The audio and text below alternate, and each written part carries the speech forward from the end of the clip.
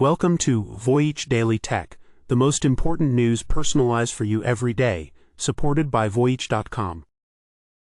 We've got 5 fascinating tech stories lined up for you today. First, we'll cover what's being called the cyber plague of our time. A staggering leak of 16 billion credentials fueled by easily accessible hacking kits.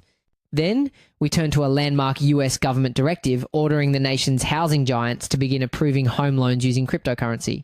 After that, we dive into the new AI Cold War, as OpenAI points to a little-known, state-backed Chinese company as its true global rival. Fourth, we'll look at the digital labor revolution after the Salesforce CEO revealed that AI now handles up to half of the company's workload, and we'll wrap up with a controversial project to create the building blocks of human life from scratch, sparking fears the genie is truly out of the bottle. Let's start with a single statistic that might just change your entire perspective on this. 16 billion. That's the number of exposed login credentials researchers just uncovered across 30 online datasets. And we're not talking about some small-time breach. This includes accounts for major platforms like Apple, Google, and Facebook. One cybersecurity co-founder is calling it the cyber plague of our time, dropping a chilling warning. And this is a direct quote. Someone, somewhere, is having data exfiltrated from their machines as we speak. So, how did this get so big so fast? The answer, it turns out, is a game changer in the criminal underworld. Cybercrime as a service. Experts say this has, quote, fundamentally democratized cybercrime. It means the sophisticated malware used to steal your information isn't just for elite hackers anymore. It's being sold in kits on underground markets, allowing almost anyone to execute a major attack. And the trend is exploding. These Infostealer attacks, the very malware behind these leaks, grew by a jaw-dropping 58% in 2024. The motive is purely financial. Attackers are looking for a direct line into bank accounts, credit cards, and crypto wallets, or using the data to craft highly convincing phishing attacks and blackmail schemes. What really brought this to a head was the next development. This isn't just about a one-time password leak. Experts warn that each breach helps build a vast, interconnected web of compromised identities that is then used to fuel the next, even bigger wave of attacks.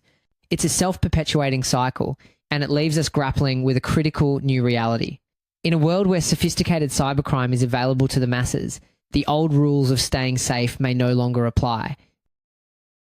From the dark side of digital finance to a potentially landmark shift in the legitimate economy, the US, government just ordered the 2 giants of the American housing market, Fannie Mae and Freddie Mac, to officially start using cryptocurrency to approve home loans. This isn't just a suggestion, it's a landmark directive from the Federal Housing Finance Agency, the top regulator for the mortgage industry. For decades, crypto was completely excluded from home lending because of its volatility and risk. That just changed overnight. The order directs these housing finance titans, which have been under government control since 2008, to develop formal proposals for using digital assets in their risk assessments. And here's the kicker. The directive states borrowers may not be required to liquidate their crypto into US dollars before closing a loan. So what's driving this seismic shift? The FHFA director, William J. Pulte, put it bluntly. He stated, the move aligns directly with President Donald Trump's vision to make the United States the crypto capital of the world. This isn't just a financial policy. It's a political statement. The government order itself acknowledges that cryptocurrency is an emerging asset class that may offer an opportunity to build wealth outside of the stock and bond markets, effectively legitimizing crypto's role in household finances. Of course, there's a catch. The directive requires Fannie and Freddie to figure out how to account for crypto's wild market swings to ensure they don't compromise underwriting standards. They must submit their plans for final review. This move fundamentally connects one of the world's most volatile assets to the core of American homeownership. The real question now isn't if this will change things, but how the American dream will hold up when it's suddenly backed by digital currency. Speaking of governments making bold plays for technological dominance, the AI Cold War just got a new, unexpected contender. Forget the AI rivals you think you know. OpenAI just went on the record and pointed its finger at the one company it sees as its biggest global threat. And it's a name you've probably never heard. Zhipu AI. In a pointed blog post, OpenAI called Zhipu the front line of China's race to dominate the world in artificial intelligence. While other Chinese firms get the headlines, OpenAI says Zhipu is the one to watch, thanks to its deep ties to Beijing and its aggressive global expansion. And when we say deep ties, we mean it. According to OpenAI, Zhipu AI has already raked in over $1.4 billion in state-backed investments. The company's leadership regularly meets with top Chinese Communist Party officials and has been tasked with a critical mission building China's digital Silk Road. The situation presents a fascinating duality. On one side, China is pushing Zhipu to lock its AI systems and standards into emerging markets before American rivals can compete. At the same time, the US is mobilizing on an incredible scale, with OpenAI at the center of a staggering $500 billion AI investment vehicle called the Stargate project. This isn't just a corporate battle. The battle lines are drawn along national security. Zhipu is reportedly helping modernize China's military with advanced AI. And in a mirror move, OpenAI was just awarded a $200 million contract to provide the US Defense Department with its own AI tools. So this is the new Cold War, fought with algorithms and data centers. The battle is no longer just about whose AI is smarter, it's about which country's entire AI stack will define the future. We were just talking about the massive scale of AI investment. Well, now we're seeing the direct consequences of that investment on the workforce. The story begins with a number that caught everyone by surprise.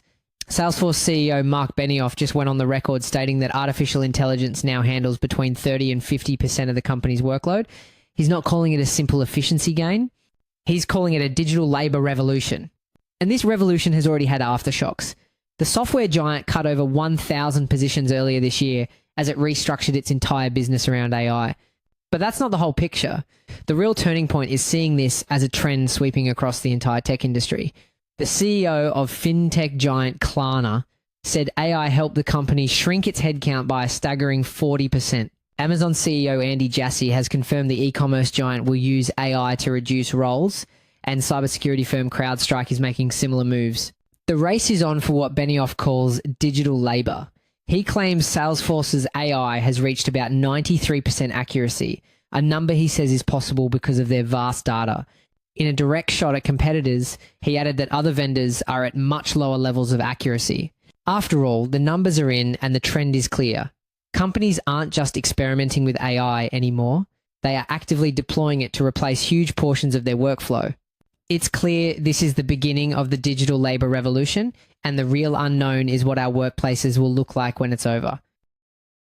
From redefining human labor to, well, redefining human life itself, our final story takes an even more profound turn. A project once considered too taboo to touch is now officially underway. For the first time in history, scientists have begun work to create the building blocks of human life entirely from scratch. This isn't a fringe experiment.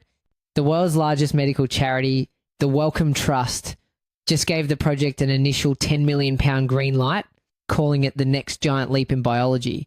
Proponents say the potential is staggering.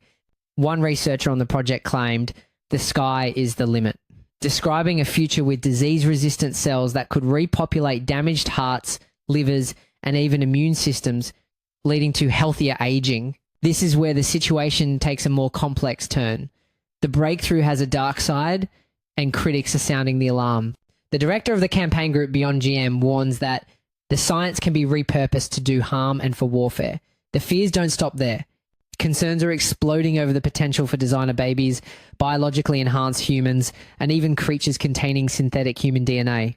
For anyone hoping regulations might contain the worst-case scenarios, one highly respected geneticist has a chilling warning. He says flatly, the genie is out of the bottle. He believes that if a rogue organization decided to start synthesizing anything, I don't think we could stop them. The funders themselves admit the technology will eventually be developed one way or another, arguing it's better to do it responsibly now than to let it happen in the shadows later. This unprecedented power over human biology leaves us with a fundamental and deeply unsettling new set of questions for our time. If we manage to create synthetic body parts, or even synthetic people, who owns them? And just as importantly, who owns the data they create? That's it for today on Voyage Daily Tech. Follow, share, and stay tuned for daily updates coming your way tomorrow.